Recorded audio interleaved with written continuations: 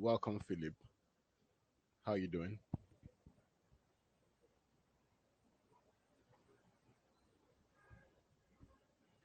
You're welcome, Gladys. How you doing? Welcome, Ehetu Chidima. And how are you doing?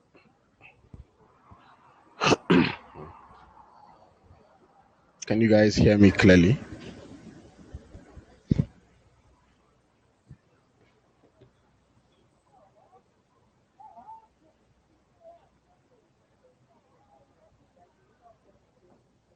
Welcome, Taiwo.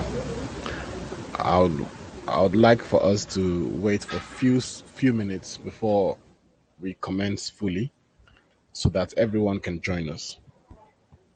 Good evening, Philip. Welcome, Trey Chance, Peter.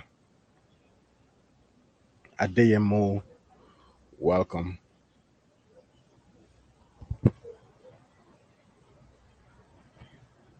Welcome, Muritala.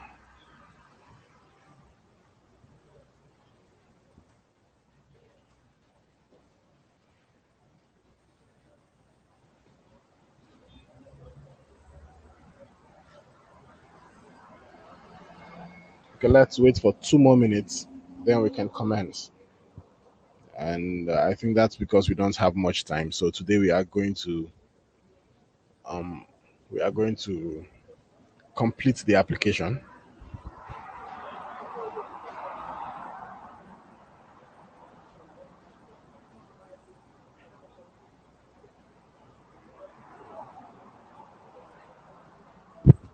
Okay, so if you have any questions from yesterday's session, this is the right time to ask them, so that I would clear that before we start. And welcome everyone.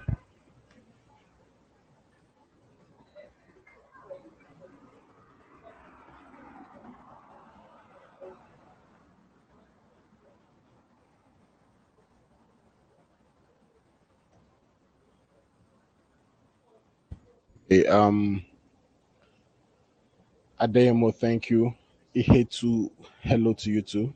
We have other people joining us. We have Anthony Victor, we have Abdullah, we have Ayobamidele, we have Edison, we have Gabriela, we have um we have Trey Chance Peter. So if you guys can hear me, just say hi in the chat box so that I can know that the audio doesn't have any problems. So I would share my screen now, and I would like for us to start the session today.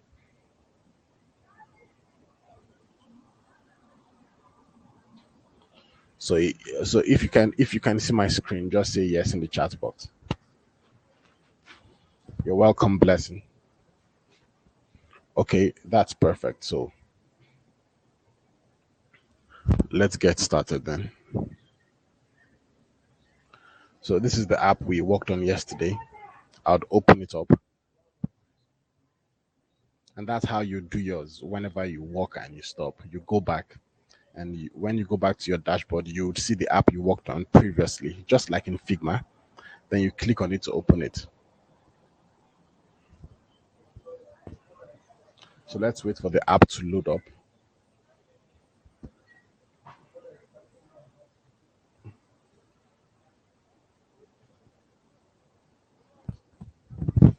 And while it is loaded, let's preview it so that we can also see what we are doing so far.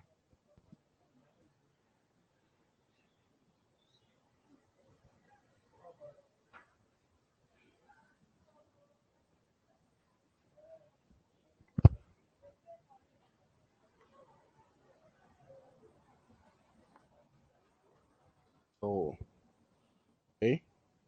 So yesterday, what we did was we created this landing page, and we created the authentication. Like, we made this to work just like this. Then we made it possible for users to sign up to the application using this sign up form here.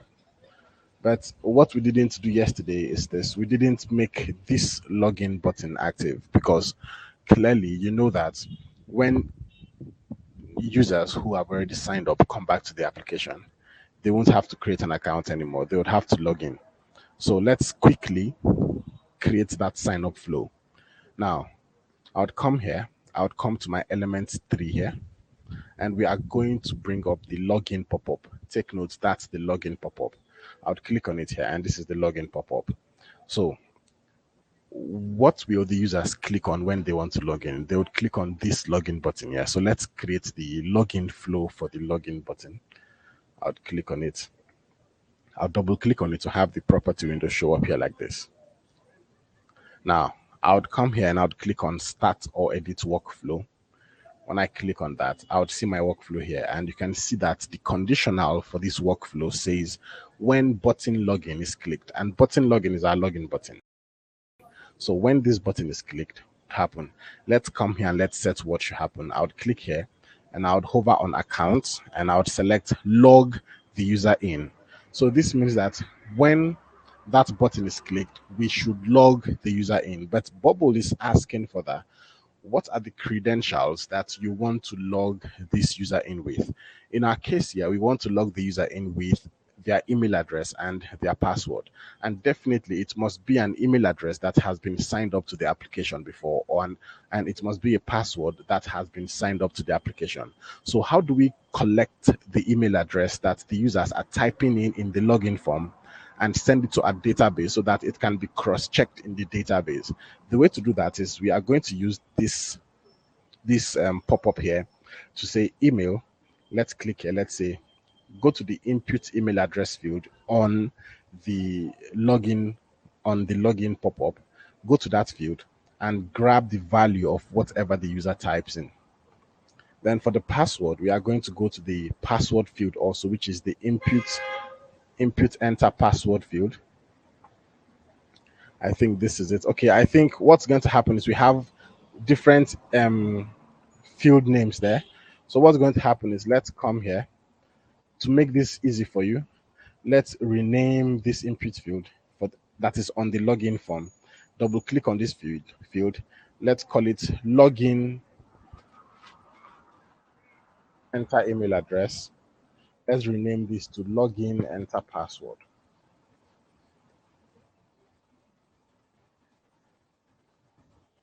Just like that. I hope everyone is following like that. So now that we have renamed these two fields, we can easily track them now. So let's click on the login button. Let's go to our workflow back. So let's come here for the email. For the email, we want to grab whatever any user types in the email field on the login pop-up. And to do that, we will click here. We'll come here. You can see this is the login enter email address field here. Let's select it and select value. So this means grab the value of anything that a user enters in this field here, which is the login enter email address field. Grab it and we will send it to the database for cross-checking. Let's do the same for the password, just like this. And that's that. Now you can choose to keep this set to no or yes. This stay logged in. In my case here, I would want this to be set to yes. I would want this to be I would want the user to be logged in. Now for remembering the email, this is sometimes necessary, sometimes not. If it is necessary, come here, click on it and select yes or no. But in my case, I won't give any value for that. So this is okay. Now, after the users are logged in, what do we do next? We want to hide the that login pop-up because we need to hide it. So I would come here, I would click there, I would go to element actions and I would select hide. Now, the next question is going to be, what element do we want to hide? We actually want to hide the login pop-up, which is this. So let's hide the login pop-up. Now, after we hide the login pop-up, what do we do next? The next thing to do is for us to navigate to another page, like the page where the users will have to enter their package details, like the details of what they want us to come and pick from their house and deliver for them. Now, since we have not created that page yet, I would want for us to just navigate back to our home page. For now, we are going to change this later. So then for the data to send, let's just send the current user. since the user is logged in. So let's just send the current users let's send current users full name. I think I would like for us to just send the current user actually. Let's send the current user. So the whole details of that current user will be what will be sent to the page that the user will go to after the login. So for now, let's test this. If you have any questions, okay, the channel will be Design and Engineering Agency. I think I'll drop the link to that channel later. So now you'd see that if we come here, we will be able to log in. And I think I should send this link so that you guys can test the login with the details you signed up with yesterday. So that's the link. You can test it and see if the login is working fine. If it's working fine, then you come here and say, yes, it's working fine, so that we can go ahead to the next stage, which is to create the page where the users will type in details of what they have to send. So this is our login page here. I'll click on send package. And okay, me myself, I don't have an account. So I would like to create an account. I would say phone number. I would say that as my phone number. And for the email address, I would say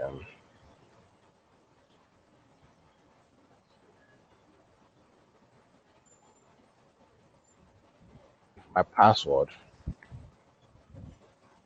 I'll type that in. Now I would create an account. And the account has been created and I have been logged in automatically. Now what I have here is the logout button, yeah? No more the login button. But let's make this logout button active so that you can log out and log in once more. I think that's also important. Some of you might face this problem in case your browser still keeps you logged in.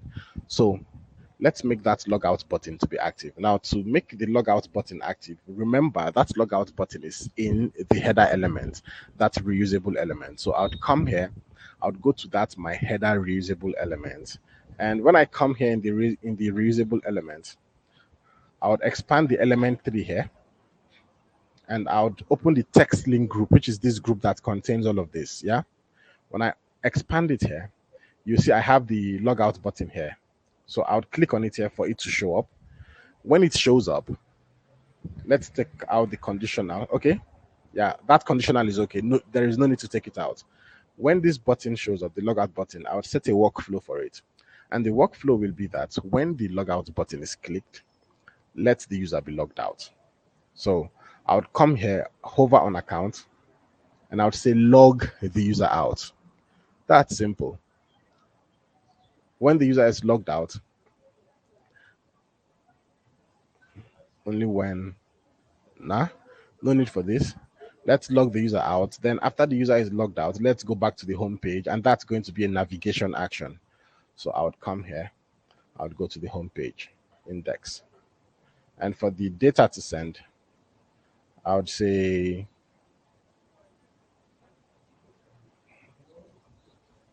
current user. Now that user, that is the current user, will be logged out, and we are going to send that back to the home page after that current user is logged out. So let's try that. Let me come here. Now I'll click on the logout button. And you can see that I have been logged out. Now I have the login button here. This is the login button. So if I come here and I click on send package, I would have to log in once more. So to log in now, I would say, let me type in my email address.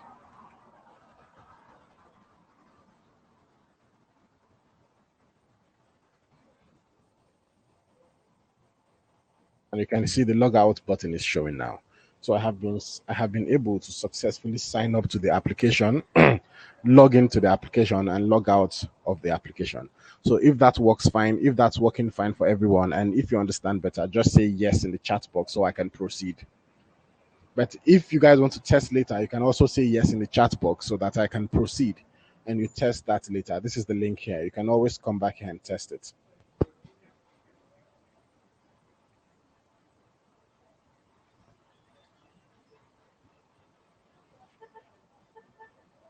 All right then. So, all right then. So, let's create the next page. Now, this page that we are going to create will be called the order details page. Like the details of what the user wants to send will be what will be recorded in this page. That's all. So let's create a new page. To create a new page, come here, click here. You can see where my mouse cursor is on. When you click on it, you'd see an add a new page button here. Click on it. When you click on add a new page, you would have to enter the page name, and I would call this other details. Now, when you want to name your page, don't use uppercase, don't use numbers, and also you cannot use a space. You can only use an underscore, other underscore details. That's what I have there. Now, there is an option that we have here, which is the cloning option. Now, this makes your job somehow easy already because all you have to do is just clone from an existing page and use the layout structure of that page. That's going to help you with the stress of going from scratch. So let's clone this new page from our index page. So I would select index and I would click create, and that's it. The other details page will be created in some seconds. It's as easy as this. Now you can see that since this was cloned, that's why we have everything looking the same. So what's going to happen is I'll just take out some of the details here. That's it. I'll take out some of the details, and when I take out the details like this, I'll take this out. I'll take this out. I'll take this out. I'll take this out. Just click on it. Click on what you want to take out, then press the delete key on your keyboard. But I'll leave this here so that we can have something on the right here. And what I'll have here is the enter delivery details form. That's what I would have here. If that's clear, yeah, the please come back to adding the page, please. Okay, let's go over that once more. To add the page, see where my mouse cursor is on, click on it, click on add a new page.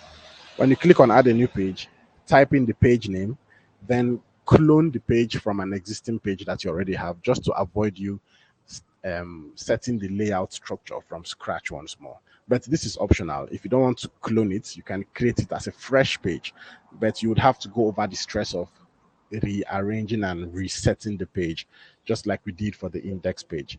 But what I did in my case is I cloned from the index page. So I hope that's clear. Now, how do we access the videos for previous class? That will be uploaded later, and I'll announce that on Twitter. So let's create our enter delivery details form because we need some details here. So I would, first of all, I would create a group actually that I would use to write the text. So I would create a group here. Now, this group is called Group D. Yeah? I would click on layout and I would set the layout property of that group to column. I would uncheck fixed width and I would make the minimum width to be 280 and I would set the maximum width to 100%, just like that. Then for the minimum height, I would set it to 32. And for the maximum height, I would set it to 42, just like that. Now, the next thing I would like to do is I would like to give that group a margin property from the left here because it's too close to the end. So I would give that group a margin property. So I would come here, I would give it a left margin property of 120, just like that. Then I would close this. Now inside this group, I would create a text. Take note, I'm creating a text inside the group. And that text will be the enter delivery details text. I would say enter delivery details. And actually coin a good copy for that. This is just me creating something from the top of my head. Enter delivery details text. I'll keep it set to 16. That's okay. I'll keep this set to bold and I'll change the font family to space grotesque, just like this. Now for this text here, I would click on layout for the text. I would uncheck the fixed width property for that text. I would set the minimum width to 200 and I would set the maximum width to 100%. And that's sorted. Now, if I come here, you see that the text is not really staying at the center. So what's going to happen is I would come here, I would come here, first of all, for the text, I'll click on appearance, I would remove style, then scroll down. Okay, that's not me selecting the text, sorry. I would select the text. I would select the text, come here, and I would align the text to stay at the center vertically. I would use this center text vertically option here. I'd align it to the center vertically. Then I would click on layout and I would also come here and ensure that every other setting is correct. Now, so far, from what I am seeing, the settings are correct. So that's me creating that text, which is the enter delivery details text. That's it. So the next thing I would like to work on is that this enter delivery details container is too close to the top. So I would like to set a top margin for that enter delivery details text group. I would say 64, just like this, just to push it downwards to this point. Okay, it's enter deliver details that I have there.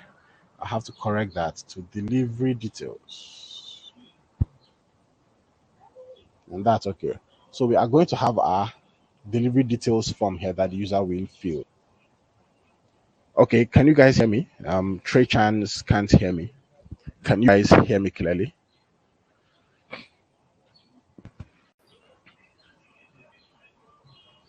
Hello?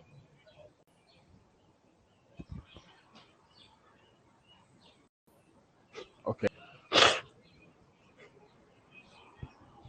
So what's going to happen is let's start creating every details form. So I would create the first input field.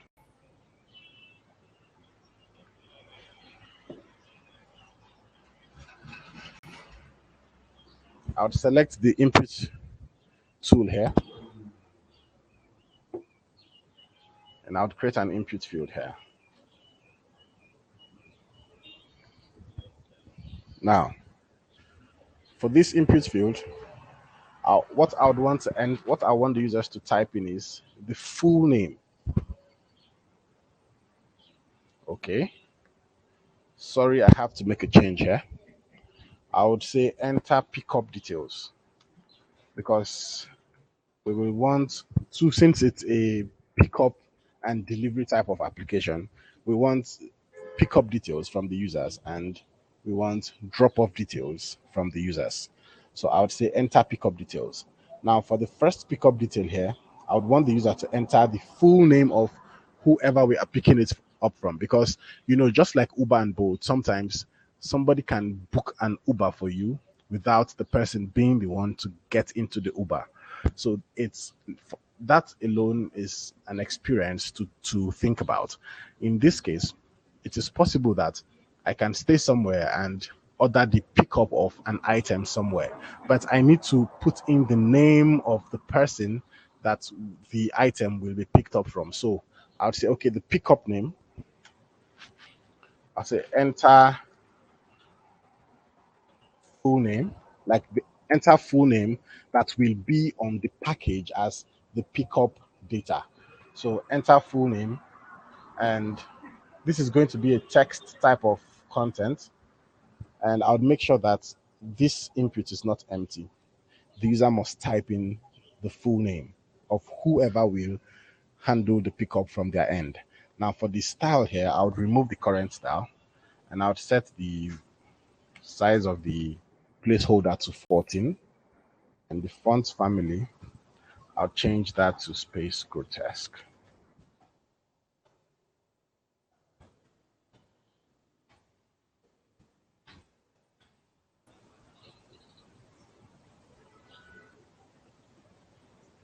And for the roundness, I'd set this to 4,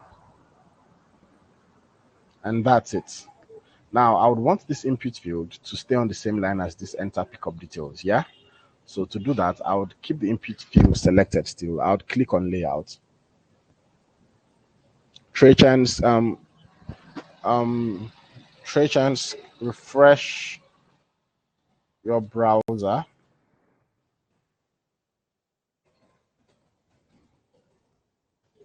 So I would keep the input fields selected. I would come here and I would uncheck the fixed width property. And I want the minimum width of this input field to be 300. And I would want the maximum width to be, let's set it to 100%. But after setting that to 100%, I would come here and I would set the left margin to 120 so that it's going to start from this enter pickup details field there. Now, just in case this is a lot, actually, I think this field is too long, it's too wide. I would come here, I would set the maximum width to pixel. I would set it to 320 pixels. I think this size is okay. Okay, if that's not an okay size for you, you can walk around yours. So this is okay for me. Now, what I'm going to do next is to create another field that I would want the users to enter. Now, I would want the users to enter the phone number, like they should enter the phone number of the pickup address or the person that will handle the pickup. I'll duplicate this. I would come here, click on layout, and I would set the top margin to 16. And that's okay. But I would come here, I would make sure that the content format is not text. I would make sure it's an integer because that's a phone number. And this is okay. So I have enter full name. Okay, this is supposed to be enter phone number. If you guys see any error as I'm building, you can suggest that in the chat. So I'd say enter phone number, and that's okay. Now we need to collect another data from the pickup end, and that data that we need to connect, or that data that we need to collect, will be the let's collect. I'd like to first collect the city and like the city and the address of the person. So let's collect the city. Enter city. This is going to be a text, and other settings are okay. Yeah, other settings are okay. So we are collecting full name, phone number, city, and let's collect home address.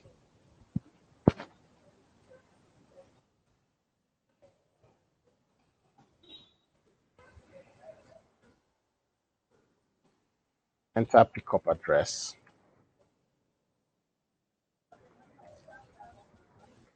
Now, just in case you see me having any error, you can actually say that to me also. So these are the four pickup details I would want for us to collect from any user who wants to send an item and wants this company to come over to their address and pick up the parcel for delivery. Now, after that, I'd like for us to create another section which will be enter drop off details. This is where they want us to actually drop off the item, and this is where they actually want to, and we will also ask them to collect details or the data from the user who wants to pick up or who wants to be the person at the drop off point. That is also necessary, and that is really important. So let's duplicate this. Let's select it, come here in layout, and make it last. Okay, make last. It's not actually working. Previous, make last. Okay, that's not working. So I think I would have to create this again. So what I'll do is I would come here now.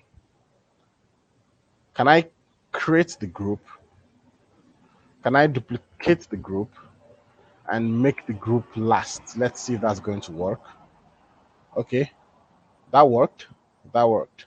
But the only difference is this padding details or this margin value at the top here is a lot. So I would select the group and I'll reduce the top margin from 64.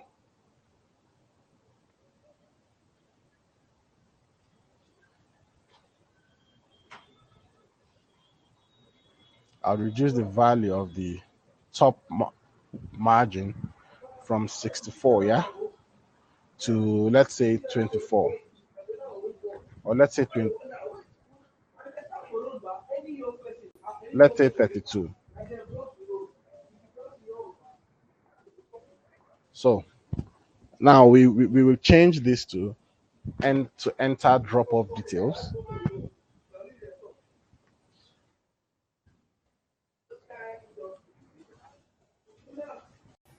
Enter drop off details. So the next thing we are going to work on is the drop off details that the user wants us to actually take the item to. So let's come here, let's preview what we are building so far so that we don't get lost. Let's see how it looks like in the browser already. So this is how it looks like in the browser.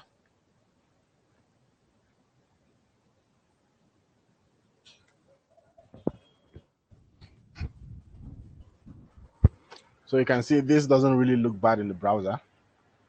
Enter name, city, then enter drop-off details. So we are going to make the form longer so that they can type in their drop-off details and then they can click on proceed.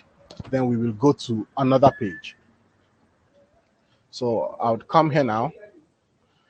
To do that, what I'm going to do is I would increase the height.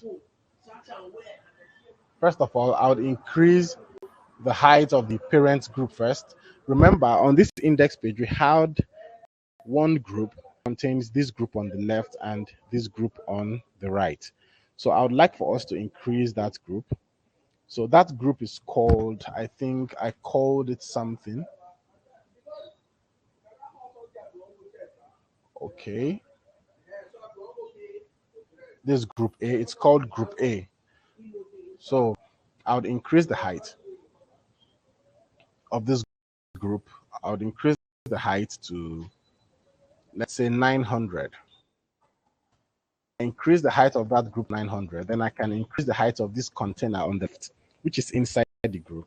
I can increase its own height also to 900.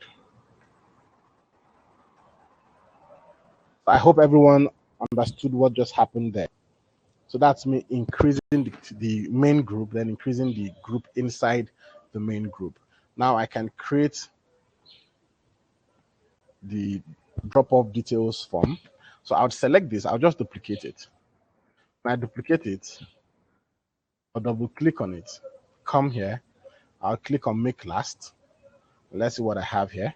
Now for the drop-off details, the first item or the first detail I would like to collect from the users. Let's see this. The first detail I would like to collect will be the full name.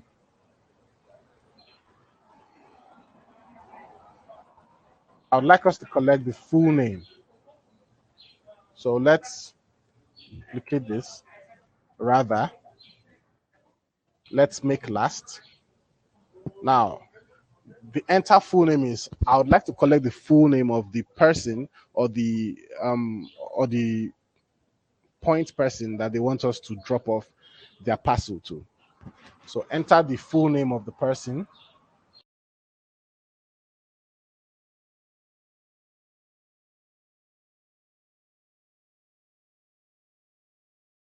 You can see this is set to. Can you guys still hear me? Can you guys? My network broke up a little bit. Can you guys hear me? Okay.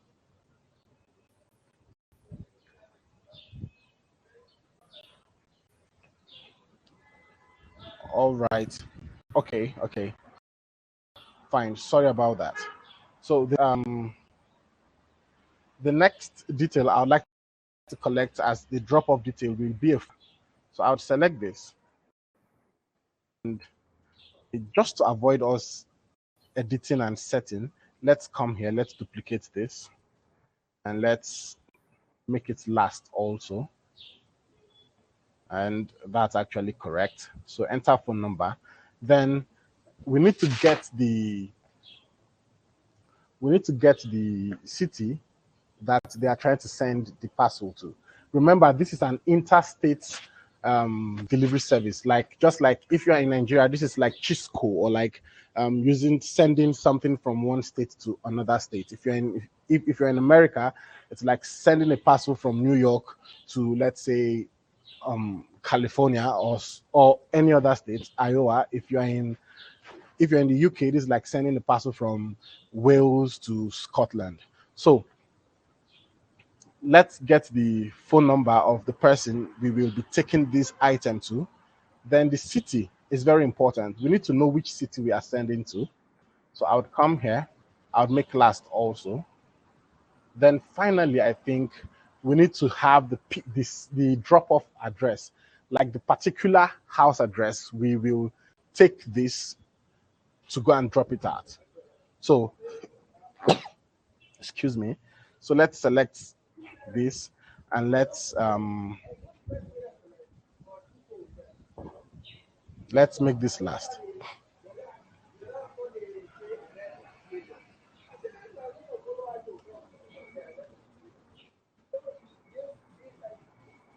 So let's say drop off. Enter drop off address. So I think this is all we are going to need for now. If you have any other idea to make this, if you have any other idea, you can just drop it in the chat box so that we can see if we can incorporate it. This is just me building without any design, without any product flow or product. And okay, nearest bus stop. Okay, some cities may not have bus stops. Like I know, like even in Nigeria, there are some cities that the nearest bus stops are not feasible, and in some countries, I think that's not going to be feasible also. But let's see how it looks like here. You can see how it looks like here. Now, what do we need? We need a proceed button at the bottom here that the user will click on when they are done typing in all these details. So let's create that proceed button. So I would come here, I would use the button element here.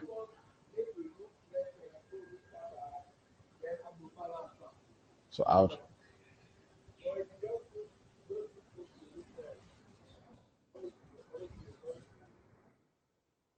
would come here, I would create this button. So I would call this button, I would have the text on the button be proceed. And I'll change the color of the button to black. When I change that to black, I'll change the font family, space grotesque, and I'll make it bold.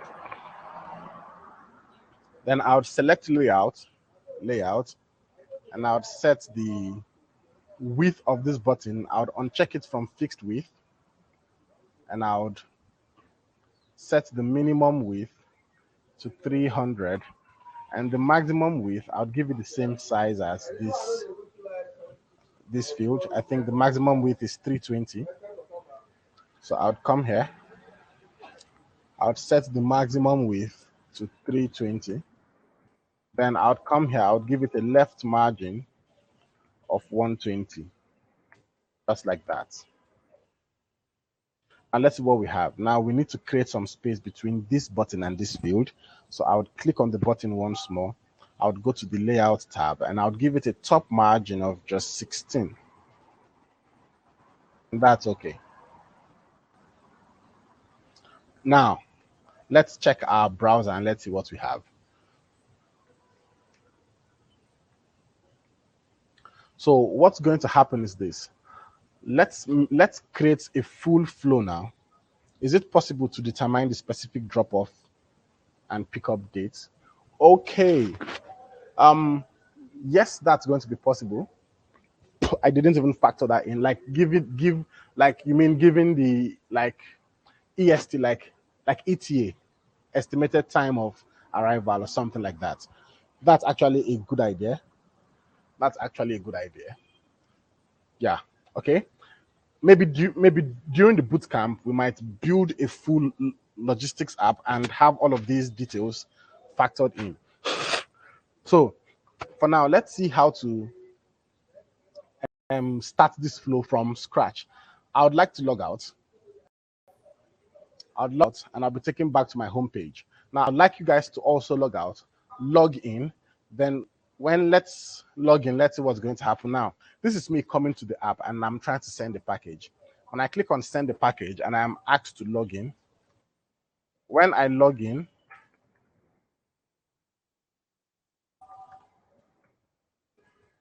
like this,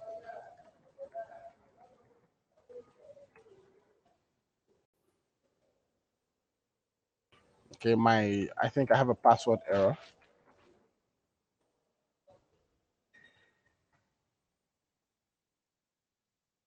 Whoa, okay.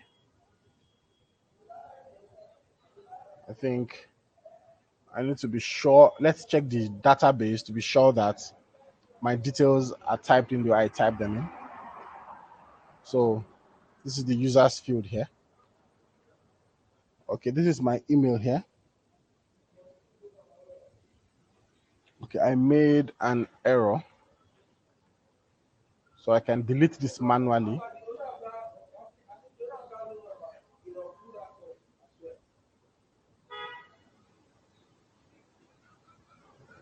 So I like to log in now. Let's create an account.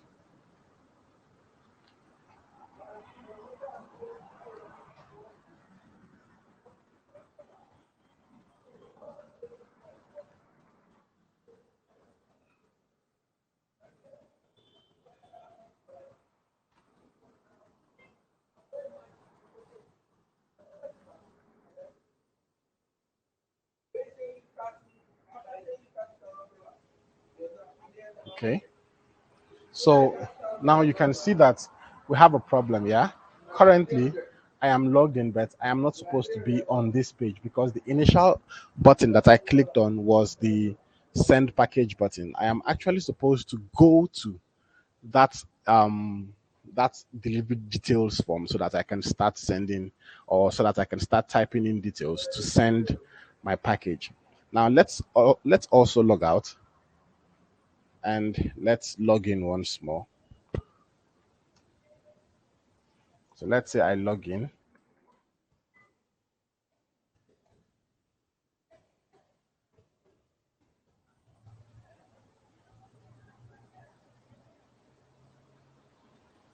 Okay, I have an error here, it default. So you can see that Bubble also authenticates wrong user details. If you are not signed up, you cannot log into the application. And this is me being logged in. Now you can see that after logging in, I'm not supposed to be here because I clicked on send package. So we want the users to automatically go to that page where they would have to type in the details of what they want to send in. So let's come here now. Let's go back to our home page, which is the index page. Let's double click on this send package button. Let's go to the workflow of the button. And you'll see that this is the workflow. When send package is clicked, show login pop-up. Now, when the login pop-up is showed, we want to log. We'll okay, show login pop-up. When the login pop-up is showed, it means we will type in the details on the pop-up and click on the login button, yeah? And that is not to be done on this page. It's to be done on the pop-up. So let's go to the login pop-up here. So this is the login pop-up. So when the users type this in, and they click on login here, let's click on the workflow. What we have here is log the user in. After the user is logged in, hide the pop-up. After the pop-up is hidden, let's go to the right page. Currently, we set our page to index, but we don't want to go to the index page because that's the home page. We want to go to this other details page. That's the correct page we want to go to. And that's it. Now you would see that if I come here now and I log out, if I log out now and I log in once more,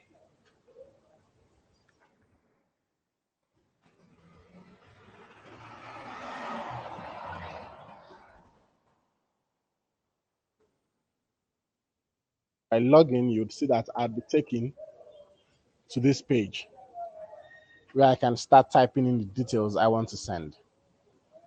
So you can see that this is better actually. You also can try that later to confirm. But if you have any questions so far on any step or any process, you can just tell me here in the chat box and I'll attend to the questions for 5 minutes before we proceed. So that's actually sorted. So what's going to happen next is this. When the users, yeah, when the users come to this page and they enter their other details, we will want them to click on proceed. When they click on proceed, what's going to happen is we will want the users to see a summary of all the details that they entered. Like we will like to grab all of the summary of the details that they have entered and then display to them so that they can confirm if it's correct. If it is correct, then we click on confirm order. When they confirm the order, it means the company will then send a last mile rider to go to their house and weigh the package, then cost the package by the weighing device, and then ask them to pay. Because sending packages or sending, the main reason you can't send you can't really automate. This is me talking from the business standpoint. Sending packages can be dicey because sometimes somebody just wants to send a cup, sometimes somebody wants to send 3 cartons of batteries, and you can't calculate and you can't ask them to weigh what they want to send. Most people don't have weighing devices, and most people don't even know how to weigh. And sometimes, if you ask a customer to weigh and tell you the weight, how can you trust that? That's not really possible. So this application to is for the users to type in their pickup details and indicate that they want to send the package. When the order is received, a last mile rider, and by last mile rider I mean like the bike rider, will go over to that pickup address to go pick up the parcel. And while picking up the parcel, it will be weighed and cost according to the weight. Then it will be taken to the office or wherever. Then it will be dropped off at this to these details that's been entered here. So the login is, yeah, the login button. Sorry, can't we just log in from the form directly and make the send package from the form? Can't we just log in from the form directly and send the package directly to the form?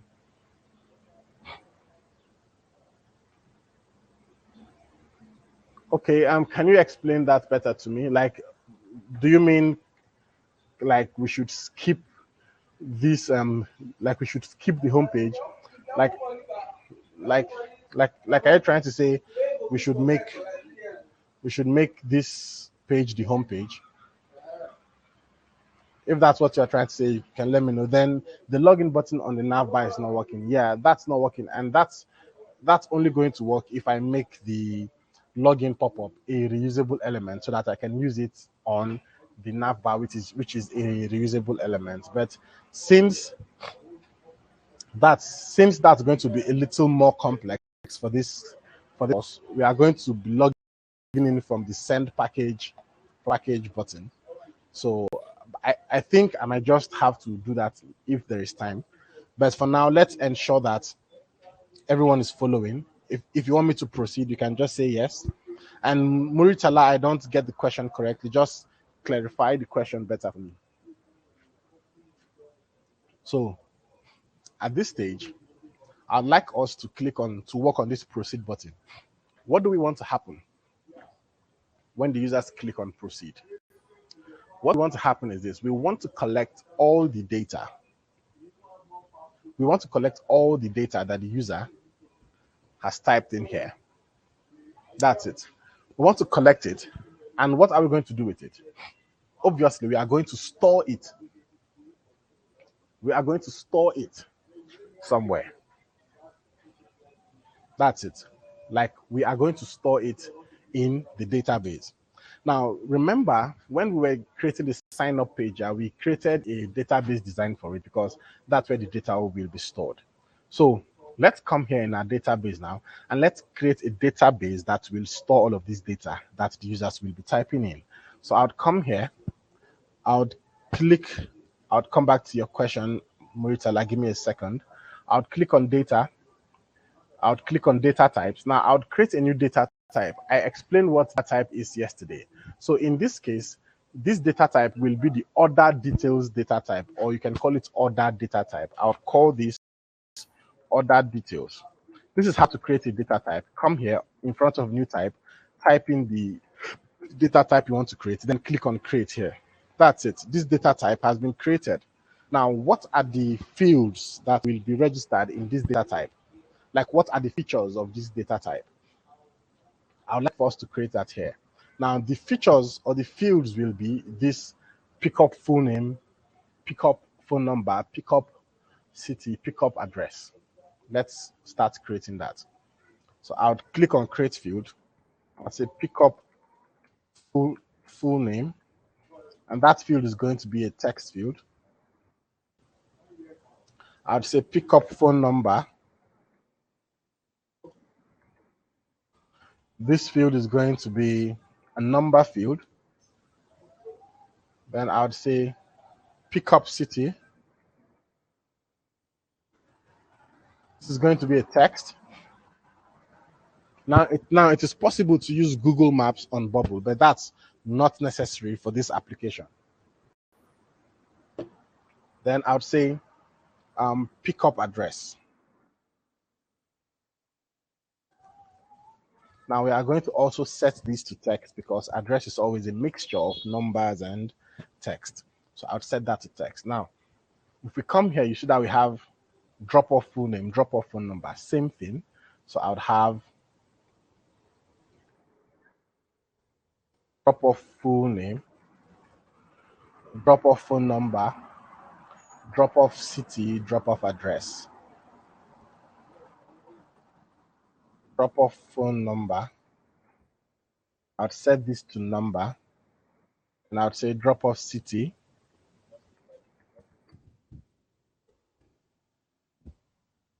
and I'd say drop off address.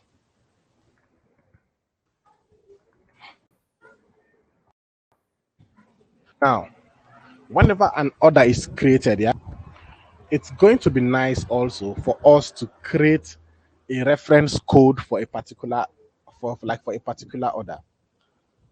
Like, remember I talked about creating reference codes for orders. So when a user makes an order or places an order, we should generate a reference code for that particular order so that that reference code can be used to track that particular order. So I would like for us to generate a reference code for that. And if you are creating a reference code, like if you are creating a reference code, it means you will store it somewhere, right, in the database so that it does not get missing. So let's create a reference code field here. I would say reference number, you can call yours code, and I would set this as text. Now I would create this. Now we have designed the database completely for this. It means we are ready to start collecting all of these data from the users and storing it in our databases. So let's come here now. Let's click on design. Let's scroll down. Let's click on proceed. Now, when the users click on proceed, what do we want to happen? Let's create what we want to happen with the workflow here. So I would say when button proceed is clicked on, first things first, let's create a new thing. Now, creating a new thing in the sense of data is like creating a new details, like creating a new set of data. That's what it is. So let's create a new thing. Come here, hover on data. When you hover on data, you'd see create a new thing here. Now, when I click on create a new thing, Bubble is going to ask me, what do you want to create? What is the type? What data type are you trying to create that new thing on? And I talked about data type. So I would come here this is this is the data type that I want to create this new thing on. So I would select other details. Remember, other details is the name of my data type. Now, when I say I want to create a new thing in this data type called other details, the next question Bubble is going to ask me is, which fields under this data type do you want to create this new thing to? Because we have different fields in the data type. So what I'll do is I'll come here and I'll click on add all fields. You can see that button there. When I click on add all fields, all those fields in my database will just show up here, waiting for me to grab data for them one after another. If that's complex, you can say it in the comment section. If it's not complex, let's continue. So now, this is what's happening. When the users click on the proceed button, we will want to create a new order in the database. That order that we want to create is the new thing that we want to create. Now, while you are creating a new order to place in the database, you need to put in the details of the order, and these are the details of the order here. So all of these details will be grabbed from the form that we have in the front end. So as you can see here, we have drop off address, drop off city, we have pickup here. Let's start with the pickup.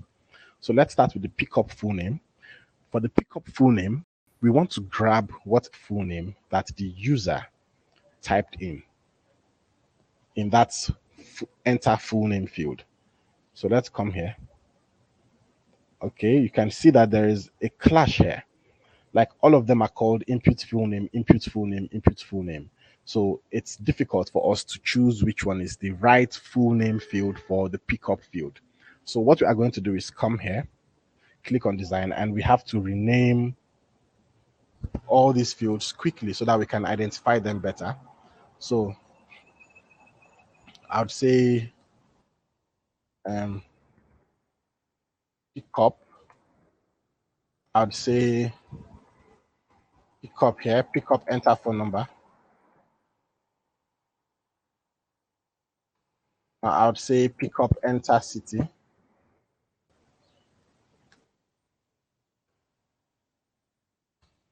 I would say pickup enter address.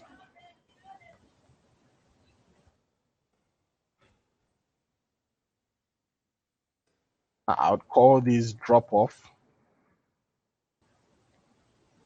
so that we can be sure.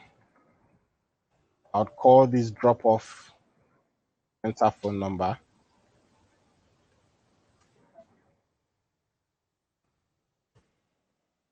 I would call that drop off enter city, and it's going to be complete after that. And I'd call this drop off enter. Okay, this is enter drop off address.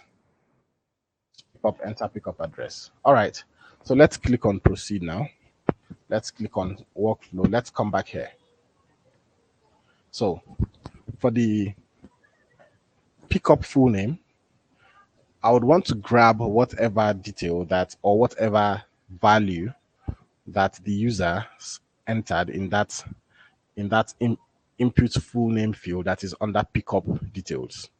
So I would come here, I would click there, I would scroll down, I'll look for pickup enter full name, which is this, and I'll pick the value. I would select value there. So pickup phone number, I'll do the same thing. I would scroll down, I would pick up phone number. And for the pickup address, same thing. I would scroll down, I would select pickup address. And for the pickup city, this is it. So we have successfully grabbed all the pickup details that the user will type in. So let's pick up the drop, let's pick all, or let's grab all the drop-off details. So let's start with the drop-off full name. So I would come here, I would say enter drop-off, I would say drop-off enter full name. That's it. Drop-off phone number. This is the field here. Drop-off city. And I think this is it here. Drop-off address. This is it. Now we have grabbed all these details, but there is one detail we have not worked on here, which is the reference number. Like we have not generated that reference code for this order. Let's check if there's a question. Now, how do we generate that reference code? We are going to use a formula for that. Now, what you do is come here, click here, then select calculate formula. When you select calculate formula, come here, select generate random string. When you generate random string, then you set the number of characters you want your reference code to be. In my case here, I would want it to be 6. So I'll just type in 6 here. I would want my reference code to be 6 characters. Then I would set if I want this to be letters and numbers. I would say use letters, use numbers, and that's okay. I won't have special characters. That's too complex. So I would come here and I would close this. And that's it. With this here, with this formula here, I have generated a random code or a random reference code for every order that will be placed on the application. So if that's complex, you can also indicate in the chat box for me to explain further. I would give 1 minute for any questions so far. But if you don't have any questions, just say yes in the chat box so that we can proceed with everything. Okay, that's great. So, can we pick the details random? Can we pick the details randomly, like pick up or drop? Yes, of course you can. Yeah, you can. I was just doing that to make everyone understand. Yes, you can pick it randomly. So the next thing we are going to do is this. Let's come here. You can see that we have created a new order details. Now, after doing this, I would come here, I would create a new action. And the next action will be to reset relevant input. Now, this will be suggested even by Bubble for you. Now, this is something that happens on most web applications that you use. Like if you go on Amazon, yeah, and you type in a form and you press the enter key, you would see that when you press in the enter key, before you go to a next page, the details in the form might disappear. Sometimes, even if you don't go to a next page, the details might disappear. That is the form resetting itself so that all the fields will be empty for another user to type in or for you to type in again. And sometimes to avoid you clicking on submit 2 times or 3 times, so that you don't have users pressing the submit button 10 times and submitting one data 10 times. That's going to cost some money. So we need to reset relevant input after creating this. Now, after resetting the relevant input, the relevant input, we need to do something next. Now, we need to make changes to the user. We need to collect this how do I put this? Like, we need to collect this reference code that we have generated here. We need to collect that and send it to the database of the current user that is logged in, because that reference code is meant for that user, right? So what we are going to do is come here, hover on data, then select make changes to theme. Now, when we select that, we would come here and say, what do we want to change? We want to make changes to the current user. Remember yesterday when we were creating the current user field, yeah, like when we were creating the current user, yeah, what we did was this. We created a reference. Let's go there. We created a reference code field for the user that we did not use. So this reference code will belong to any user. Every user that signs up will have a reference code field, so that whenever they place an order, a reference code will be generated and stored in that field for them. That's it. So I would come back to workflow now. Now I want to make a change to that field because currently the field is empty. So making a change to that field means that I want to put something else there. And this is also going to be helpful because when they make an order and they make another order, changes will be made, which means a new reference code will be generated and sent there. So that you don't have one user having just one reference code for 20 orders. That's going to be confusing. So this way you can have the user generate, you can have a new reference code for every new order that is being created by every user on the application. You don't use one reference code for 10 orders. So I would make a change to this field that is inside the current user.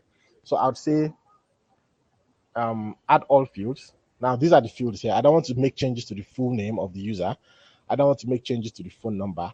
I only want to make changes to the reference code. So now what changes do I want to make to the reference code? I would click here and I would say, okay, go to the result of step one. Now, in case this sounds complex, just exercise patience. I'd explain bit by bit. Now I would say, okay, the change I want to make to the reference code field, yeah, how do I want to make it? Remember, I generated that reference code in step one here. This is where this is it, step one. It's called step one, step two. So I generated that reference code here in step one. So which means that reference code that we want to assign to this reference code field in the user data type is already here, is already generated in step one. So I want to go and grab it so that I can send it to the user data type in the database. So I'd come here, I'll select results of step one. Then I would come here and I would select reference number. Now, what this is saying is that in the result of step one here, yeah, grab whatever value is generated for reference number in step one here and store that value in the reference code data field of this current user's data type. If there are any questions, you can ask me that in the chat box and we are going to look at that. Now, when this is generated, it means that that user will now have a reference code. And we are going to see this reference code in real time here in the database. So don't worry about it. So the next thing that we are going to do after this is this. We are going to send an email to the user that, hey, your order has been placed. This is your reference code, that, and this and this and that. So let me take some water. I'm coming.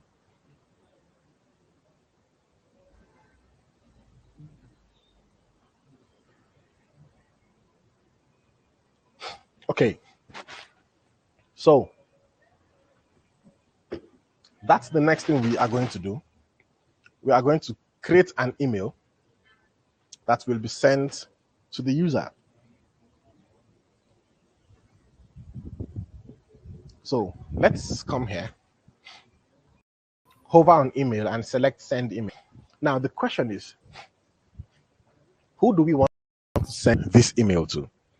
The answer is this. We want to send this email to the current user that is logged in, to whoever that is logged in that is trying to make this order. That's who we want to send this email to. So to do that, I would come here in front of two, I would click inside, then select insert dynamic data. When I select insert dynamic data, I would come here and I would select current user. This means, okay, current user's email. Current user's email. This means I'm sending the email that I want to send now to the current user's email address. Let me do that again. Come here, click on current users and select the current user's email. That's it. So whatever email that will be sent at that point will be sent to the current users. Yeah. So now we need to set the sender's name. The sender's name here will be the company's name. So I would call the name of this app is Sender. Yeah. This fake app, I would call it Sender. And there is no CC, no BC. If you want that, you can add that. Now the subject, I would say order placed, and writing whatever you want to write in there. Now in the body, I would say hi. Then I would like to grab the name of the current user, which is, yeah, like I would write I would like to grab the full name of the current user. So let's grab the full name of the current user from the database. So I would say hi, and I would insert dynamic data at this point. So I would say hi. I would say current user's full name. You can see how this is logic. So I'll say hi, then I would grab the current user's full name, and I would say your package, you can write better than me, has been placed, and your package, okay, your order has been placed. Your order has been placed. And this is your reference code. And this is your reference code. Now, what is the reference code? Remember, the reference code is what we generated randomly. Yeah? So I would like for us to grab that reference code that we generated randomly and place it here. So how do we do that? I would keep my mouse cursor here and I would click on insert dynamic data again. Then I would say go to current users reference code. That's it. And this is your reference code. So let's just stop there. And let's just stop at that. Let's just stop at that. There's no need to write so much of email because actually I might not know what to write again. So, and that's it. So the email has been sent. Now, when the email is sent, what do we want next to happen? We want to go to a new page, which is going to be like the page where we will have the order summary. Yeah. The order summary, like a page that will summarize the order for the user so that the user can confirm if the details are correct. So that page is not created, but we can create here. I would hover on navigation, click on go to page.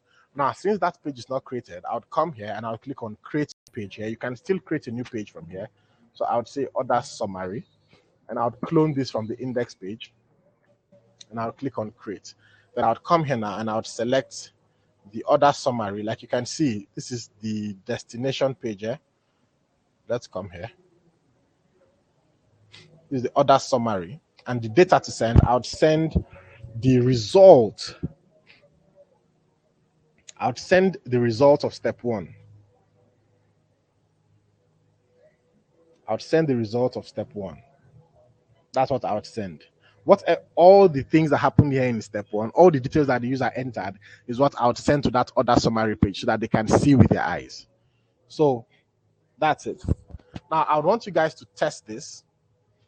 I would want you guys to test this. If you guys can hear me, say yes in the chat box. The house is really quiet. I would want you guys to test this and see if it's working actually.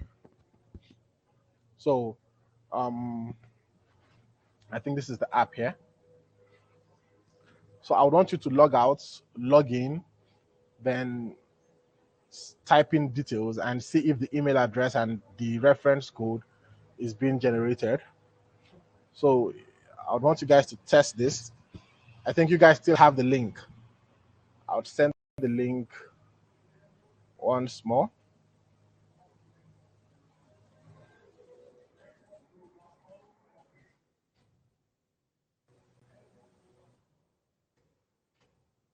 I don't know if someone has done it. If I come here, when I go to app data, okay, no one has done yet.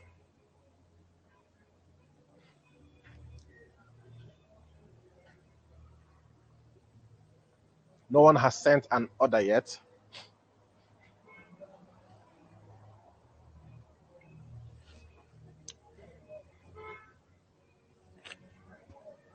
So I'll give 2-3 minutes for that.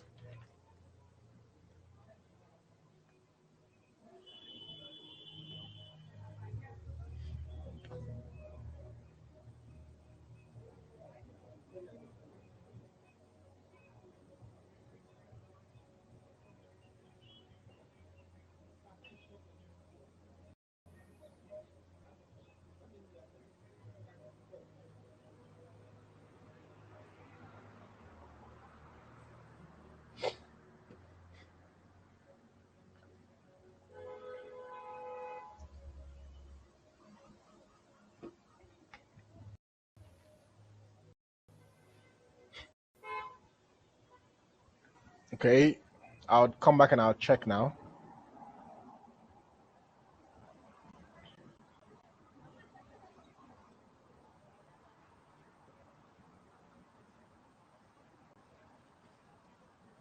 Okay, no user has made an order yet. Is anyone having any difficulty making an order? Please, I would want everyone to make an order so that we can check if the email and everything we have done so far can't log in with the details you used. I'm sure you made an error logging in. You made an error when you were signing up. If there is an error saying you cannot log in,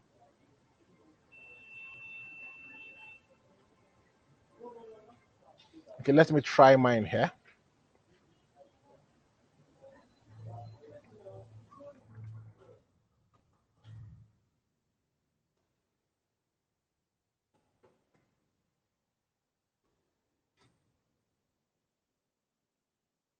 Yeah, I am able to log in,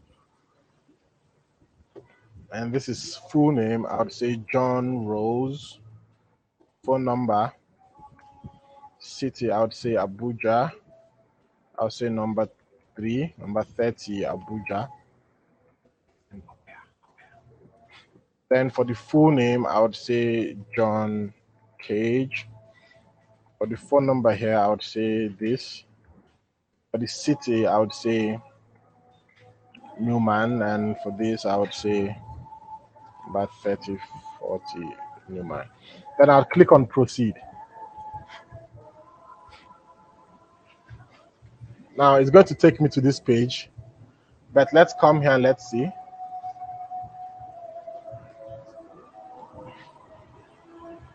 Let's see if the reference code and everything will be generated here automatically.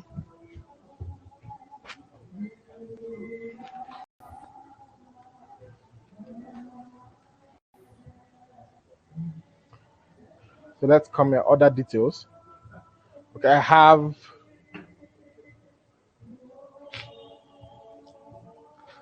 all of this. Now let's see the users. Okay, this is the reference code here that's been generated for each user that has made an order. This is the reference code for this, reference code for this. So I would like, okay, someone said they got a mail. Great, just created an account and made an order. So it means everything is working really fine. Now, in case it may not sound really stressful, I would want you to take note of the current reference code that you have and then make another order and see if you would have the same reference code, because that can be a bug in the system. You may have one user having the same reference code twice or 3 times. So let's ensure that one reference code is for an instance. Let's ensure that's the case. So,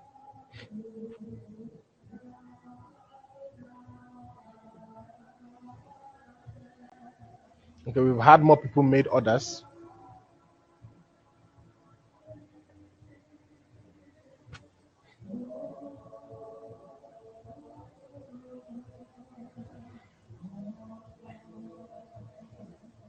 Okay, made an order and received the mail. Okay, so that means that worked.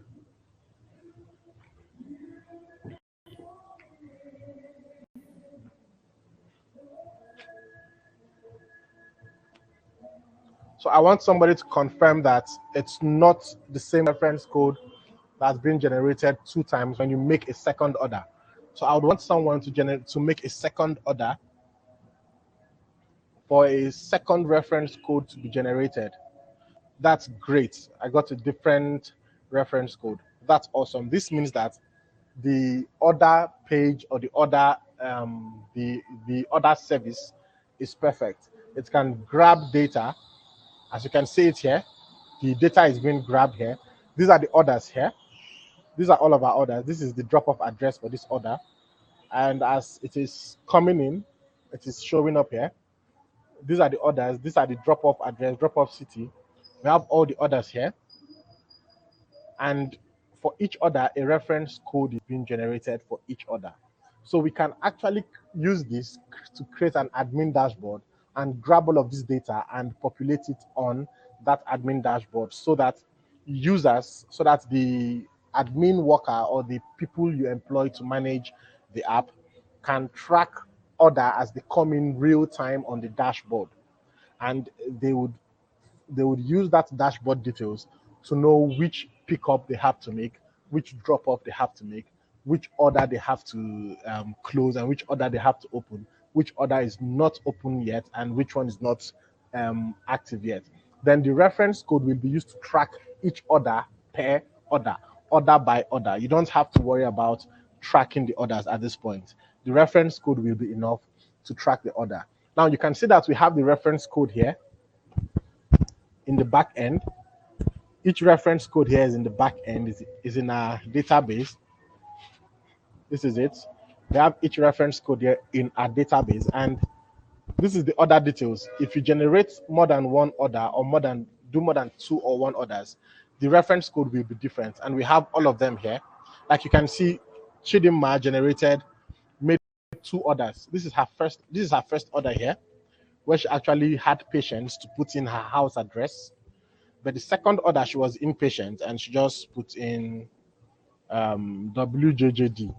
I understand. So that's it. So for each order, there will be a reference code for each order, and each order can be tracked properly with its own reference code. So let's see how to create that order summary page. The order summary page that the user that is sending the order will use to confirm that, oh, everything I entered here is correct, and this is how I want it to be. Or else I can edit it and correct whatever error I made. You need to give users that experience to confirm every order they are making. So let's come here. Let's go to that page that I created, which is the order summary page. Remember, I cloned it from the index page. That's why we have all of this. So I'll take this out.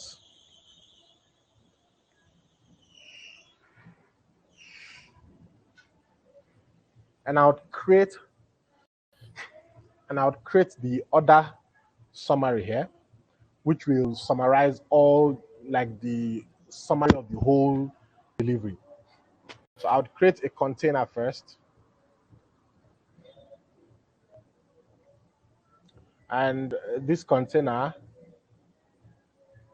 I'll set this to column, uncheck fixed width, leave the minimum width set to 298, or you can say 280. As long as the minimum width is lower than 320, you are fine actually when you are creating container groups in Figma. I mean, in Bubble. Now for the maximum width, I would set it to 100% of its parent container. Then I would come here. For the height here, I would set it to 62. For the max height, no need for that. So I'll come here now.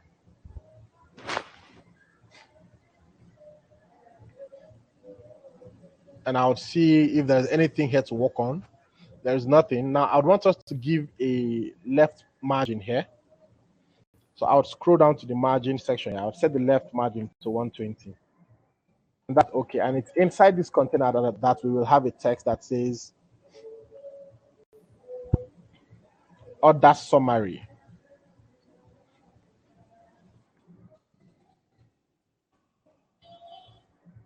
Now, before I work on that text, you guys give me a second.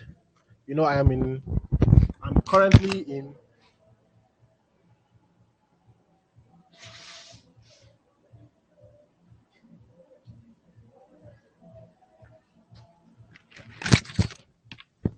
okay, I'm back. You know, I'm currently in Nigeria, and whenever I'm in Nigeria, I always have to switch up my solar batteries whenever there is no power supply.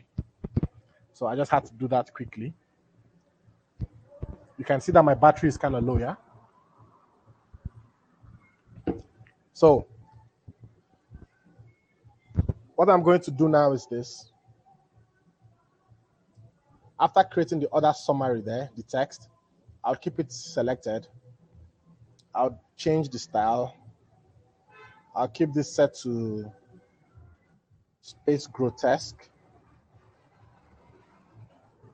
I'll make it big actually. I'll set it to 24, just like that. And I'll click on layout. I'll uncheck fixed width.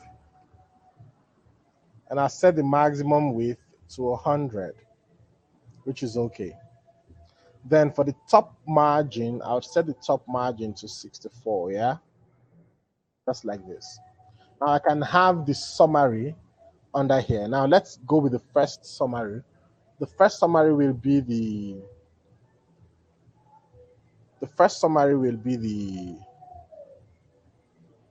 pickup details. Let's create a group. This is going to take some time, yeah?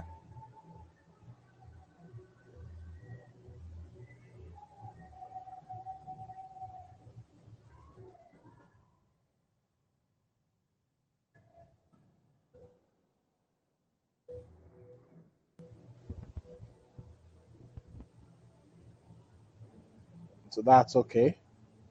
I'd come here. I'll create a text here, which is going to be pickup details. You can change the color of that text actually, the pickup details text if you want. Pickup details.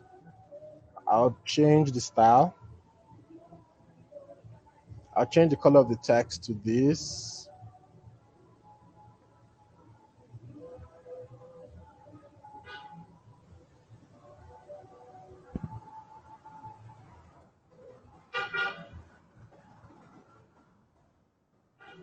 So that's it, pickup details. So I'll click on layout. I'll set the height of that text box to 28. And I'll set the width. I'll uncheck fixed width. And I'll set the maximum width to 100 and the minimum width to 147. Now people are leaving the class a lot. So now what's going to happen is I would like us to grab all the details that that particular user typed in that delivery field, that delivery details form. I'd like for us to grab it and display them here. And remember, we sent the result of step 1 to this page. And step 1 is the step where the user typed in all the details of their delivery. So how do we grab such details from the database? It's simple. We are going to grab them as text. So I would say for the pickup details here, let's delete this. There's no need. Let's come here.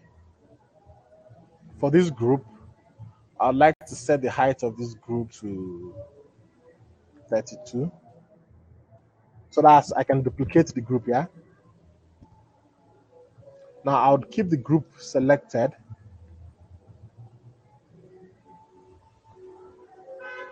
I'll keep the group selected and I'll duplicate it. Now when I duplicate it, I would ensure that the top margin is no more 16, it's 8 now. Then the next thing I'll do is I would come here and I'll take out that pickup details, which is pink, yeah?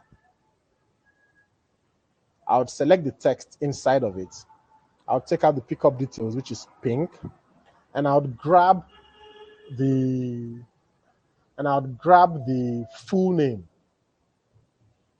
like the sender's full name from the database. So before we grab the sender's full name, let's indicate that is the sender's full name we want to grab. So I would say sender's full name. Now, for those of us who have experience building with JavaScript and React, yeah, you would also realize that this is still the same thing, like it's still the same logic. When you want to grab a dynamic data, you grab it in a dynamic way. Now, since the sender's full name is a static data, there is no need to grab it from the database. It's still the same logic with coding actually. So I'd say sender's full name. Now, in front of this sender's full name text, I would like to grab the current sender's full name. So I would say, okay, insert dynamic data. I would say current page order details. Remember, we sent the order details as a result step 1. So I would say current page order details. Then I'll say I'll look for the field here, which is pick up full name. That's it. Pick up full name. I'll keep this selected. I'll duplicate it. And I would say senders. I'll change this to senders. After sender's phone number, I would grab that. I would say current page order details. I'll say pick up phone number. Now, if this may sound complex to you, it's because we did not go over the basics of data design in Bubble, and that is a topic that can take a whole day of 3 hours explaining. So we don't have enough time for that, because there is need for you to understand how data works in general and how data is communicated from the front end to the back end. So if you don't understand this, don't worry about it. At the end of this demonstration now, you'll understand what I'm trying to create. So that's it. I have grabbed the sender's phone number. Now I'd like to grab the sender's address or sender city.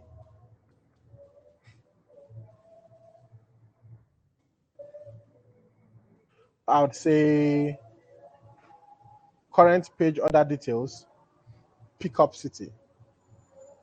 And I would like to grab the sender's address.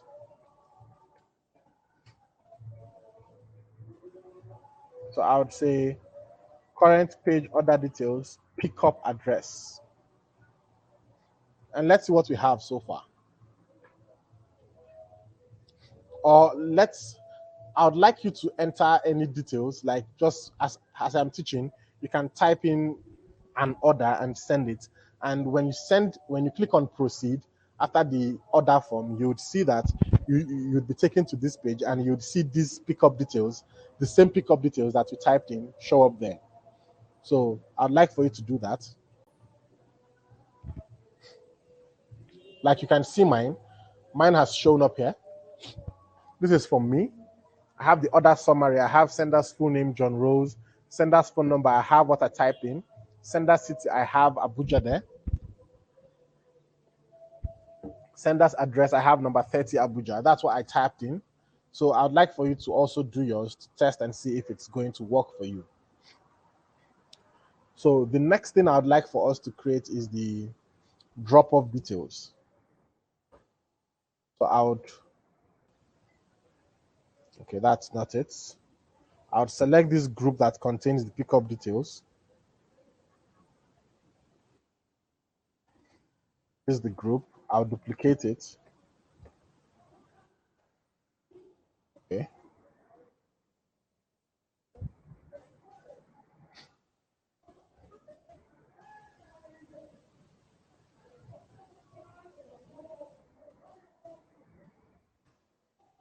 I'm having some errors here. Okay.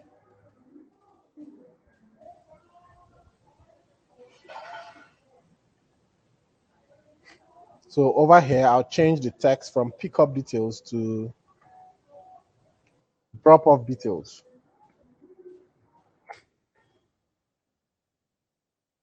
So for the drop-off details, I'd like to get let's make this last.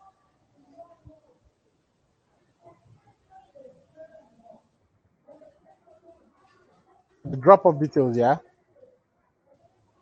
What I'd like to get is I would like to grab the drop-off details that the user who is sending the parcel typed in.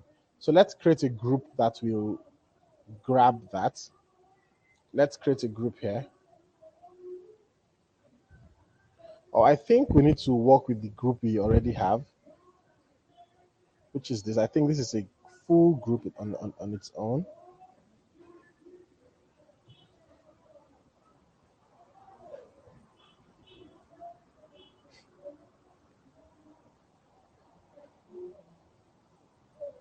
Okay, that's I'm really unable to select the group, and I did not give the group a name, so you can see how frustrating that can be.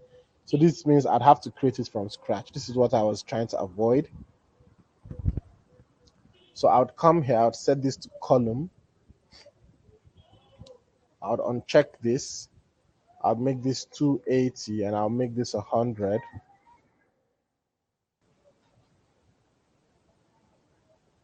I would set this to 32 and I would set the left margin to 120 and I would set the top to 8 and that's okay. So inside this group, I would create a text that I would use to grab the details I want to grab, yeah? So I would say drop off, um, okay, not sender, I say pick up,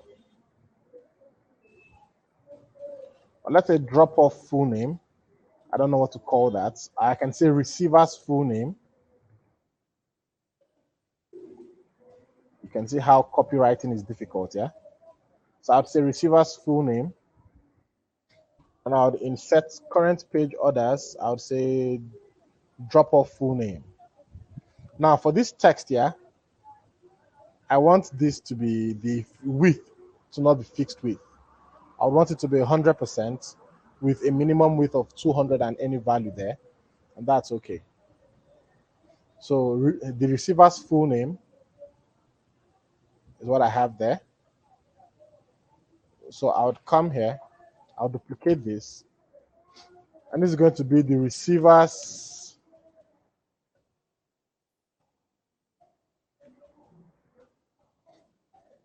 phone number.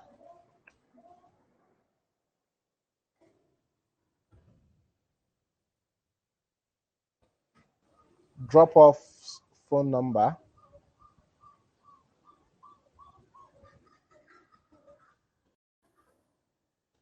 And I'll go with the receiver's city.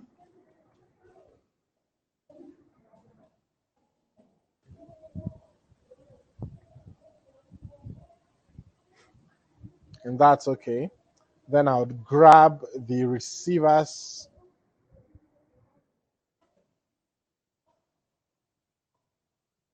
I'd grab the receiver's address.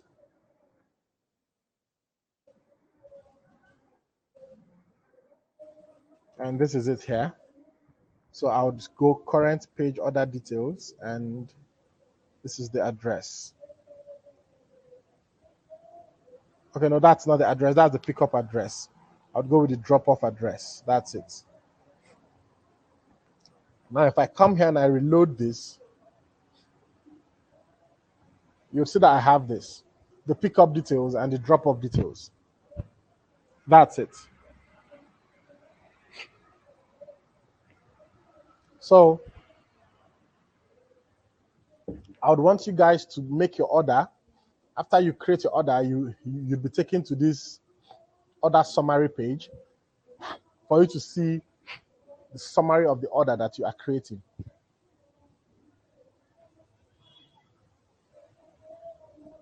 And if it is okay, then I would have a button here that will say confirm order. When you click on that confirm order, then it means that your order is confirmed. We can have a pop-up show up that will say confirm order if that's necessary. But if that's not necessary, we can just go back to the home page. And that's it for building this little application that users can use to place an order for a package they want to send.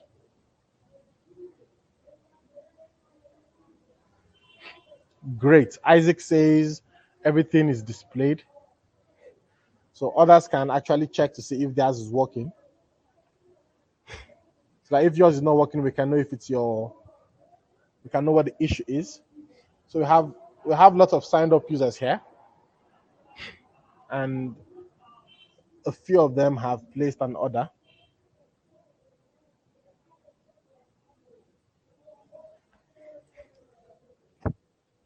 So these are the orders we have here.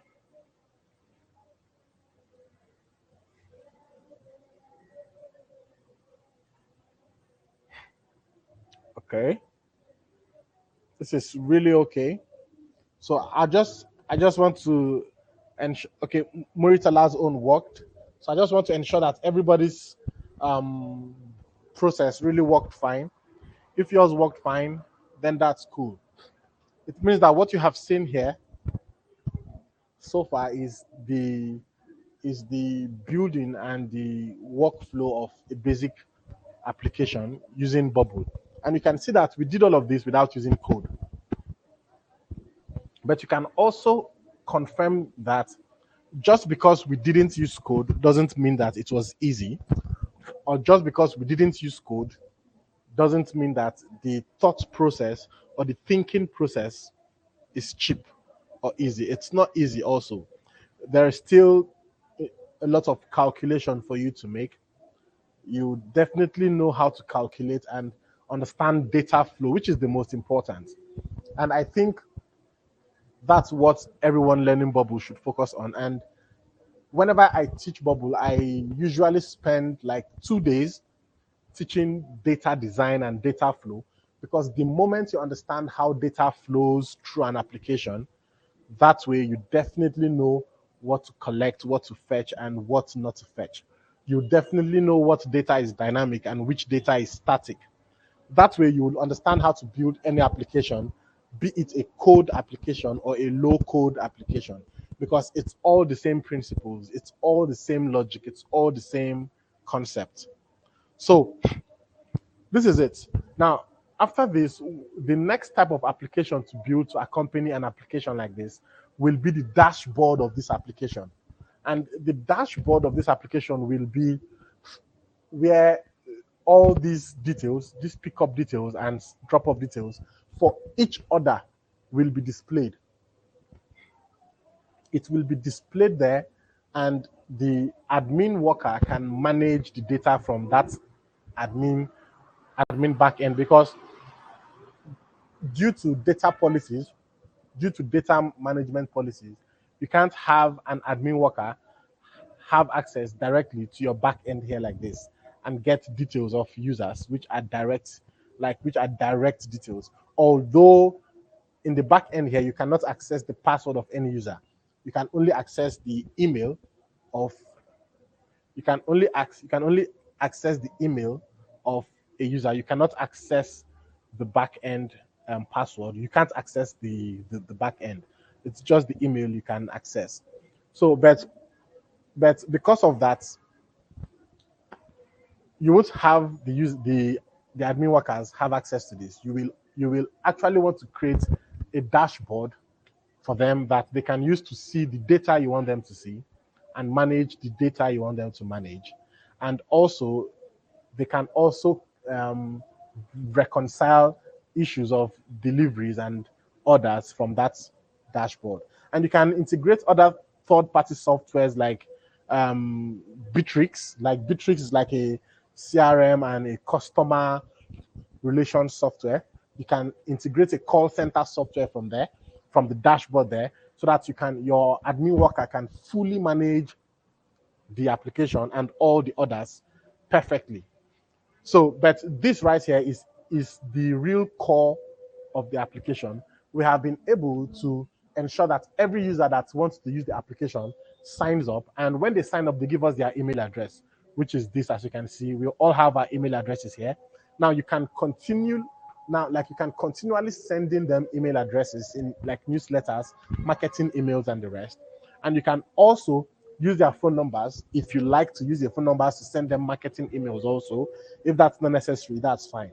Now we have been able to create like we have been able to create this system that can authenticate users, onboard them, and the users can also log in, place an order, and each order is automatically assigned a reference code that will be sent to their email address and sent to us, the owners of the application. And if there is any issue, all you need to do is ask the user, what's the reference code of your order?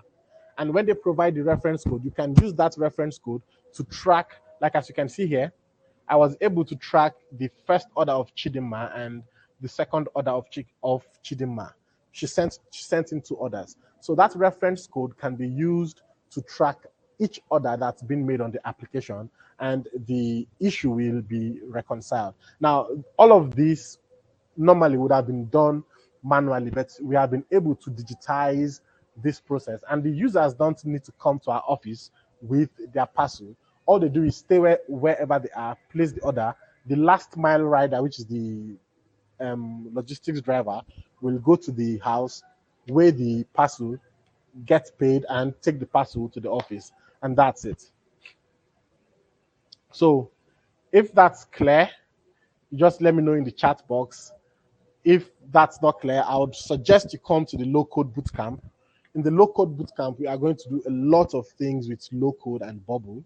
I would suggest you come to the bootcamp so that we can start from scratch, learn about data, learn how web applications and applications in general are built, learn the architecture of building applications and all of that, then see how to build our own applications. We are going to build 3 web applications and deploy the 3 web applications. When we deploy it, the URL won't be logistics.bubbleapps.io. No, the URL will be your own URL. If it's going to be logistics.com, it's going to be logistics.com. We are going to deploy that to the internet, and it's going to be a real live application that anybody can use anywhere.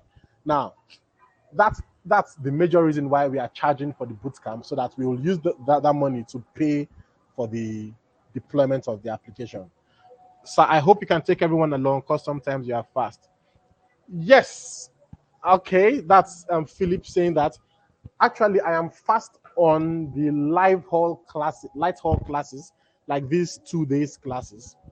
That's where I'm fast on. But I think you can, some people who have watched my YouTube video will tell you that actually some even say I am slow. Some even say I am slow, and actually not fast when I'm teaching and when I have time teaching. So of course I will take everyone along.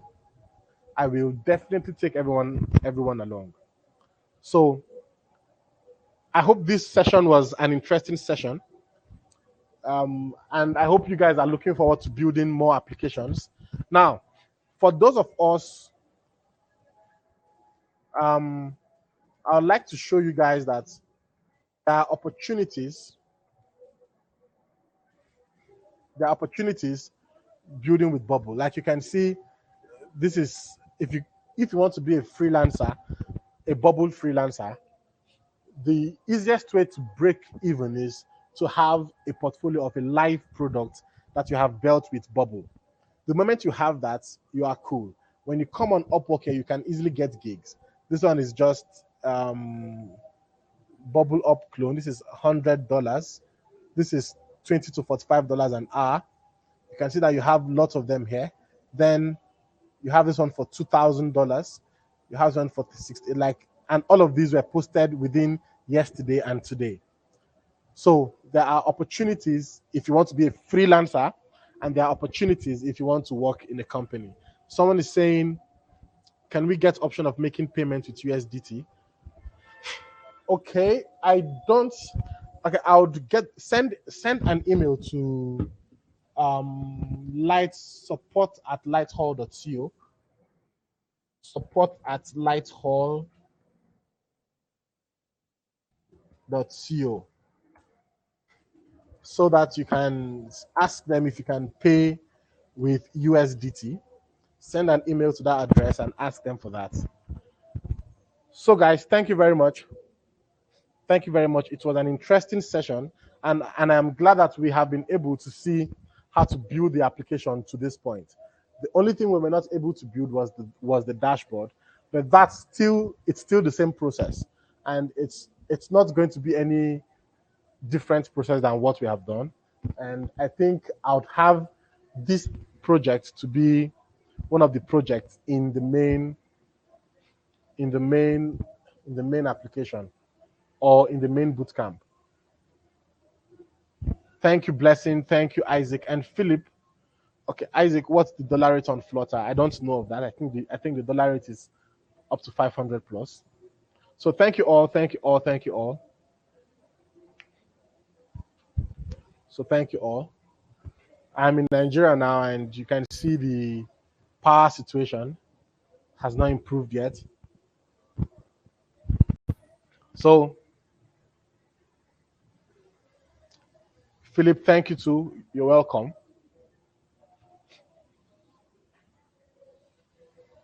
Ihetu.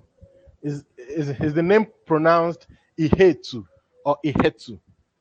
Because I think I know of someone bearing Ihetu.